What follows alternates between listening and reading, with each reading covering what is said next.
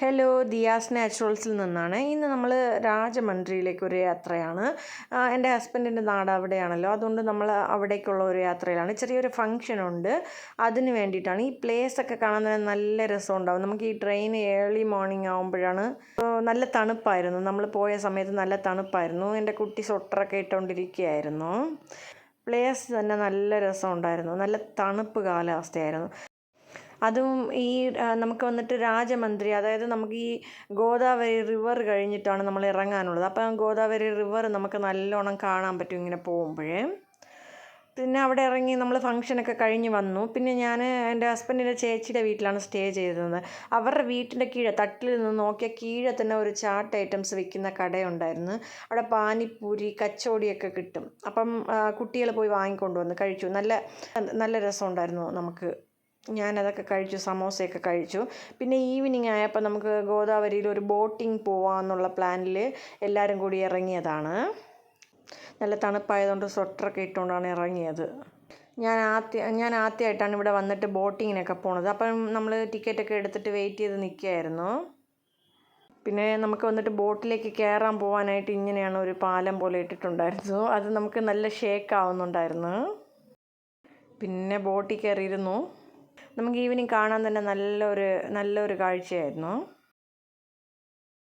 പിന്നെ അവിടെ നിന്ന് കുറേ വീഡിയോയും ഫോട്ടോയും ഒക്കെ എടുത്ത് കുറേ പട്ടി ഷോ ഒക്കെ കാണിച്ചിട്ട് പിന്നെ നമുക്ക് പിന്നെ അത് കുറേ നേരം കൊണ്ടുപോയിട്ട് നമുക്ക് പിന്നെ അങ്ങനെ ഒരിടത്ത് കൊണ്ടുപോയി നമ്മൾ റൗണ്ടാക്കിയാണ് കൊണ്ടുവരുന്നത്. അങ്ങനെ കുറേ നേരം പട്ടി ഷോ ഒക്കെ കാണിച്ചു.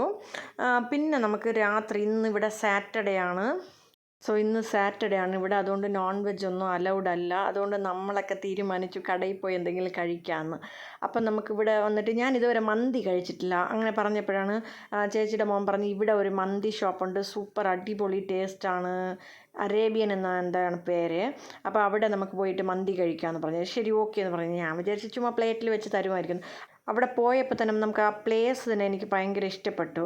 ഇങ്ങനെ നമുക്ക് അങ്ങനെ വെച്ചാൽ തറയിലിരുന്നാണ് കഴിക്കുന്നത്. തറയിൽ നമുക്ക് ബെഡ് പോലെ ഇട്ടിട്ടുണ്ടാവും, അതുപോലെ തന്നെ ചെറിയ ചെറിയ ടേബിളൊക്കെ വെച്ചിട്ട്. അപ്പം നമ്മൾ അവിടെ പോയി കാലൊക്കെ നീട്ടിയിട്ടിട്ട് അങ്ങനെ ഇരുന്നിട്ട് കഴിക്കുക എന്നുള്ള ഒരു സെറ്റപ്പിലായിരുന്നു. അടിപൊളിയായിരുന്നു. പിന്നെ നമുക്ക് കുറേ നേരം ആലോചിച്ച് എന്താണ് ഓർഡർ ചെയ്യേണ്ടത്. മന്തിയിൽ തന്നെ കുറേ ഡിഫറെൻറ്റ് വെറൈറ്റീസൊക്കെ ഉണ്ടായിരുന്നു. നമുക്ക് വന്നിട്ട് എന്ത് ഓർഡർ ചെയ്യണമെന്നൊക്കെ കുറേ നേരം നമ്മൾ ഡിസ്കസ് ചെയ്തിട്ട് പിന്നെ ഓർഡർ ചെയ്തു. ഒരു പ്ലേറ്റാണ് ഓർഡർ ചെയ്തത്. മന്തി കൊണ്ടുവരുന്നതിന് മുമ്പ് തന്നെ നമുക്ക് വന്നിട്ട് ചിക്കന് കൂടി ഓർഡർ ചെയ്തു. അപ്പം മന്തിയൊക്കെ കഴിച്ചു. പിന്നെ നമുക്ക് മന്തി വന്നിട്ട് ഒരു വലിയ പ്ലേറ്റിലാണ് കൊണ്ടുവന്നത്. വലിയ പ്ലേറ്റിൽ കൊണ്ടുവന്ന് നല്ല ജ്യൂസി ആയിട്ടുള്ളതാണ്. അത് നല്ല ടേസ്റ്റ് ഉണ്ടായിരുന്നു, എനിക്ക് നല്ല ഇഷ്ടപ്പെട്ടു. പക്ഷേ എന്താണെന്ന് വെച്ചാൽ നമുക്ക് ഈ ചിക്കൻ പീസ് ഇല്ലെങ്കിൽ മന്തി ബോറാണ്, എനിക്ക് അത്രയാണ്. അപ്പോൾ നമ്മൾ കഴിച്ച് തീർന്നിട്ട് വെളിയിൽ നിന്ന് സോഡയൊക്കെ കഴിച്ചിട്ട് വീട്ടിലൊന്നും അറിയാത്തതുപോലെ വീട്ടിൽ വന്നിരുന്നു. അത്രയേ ഉള്ളൂ. Thank you.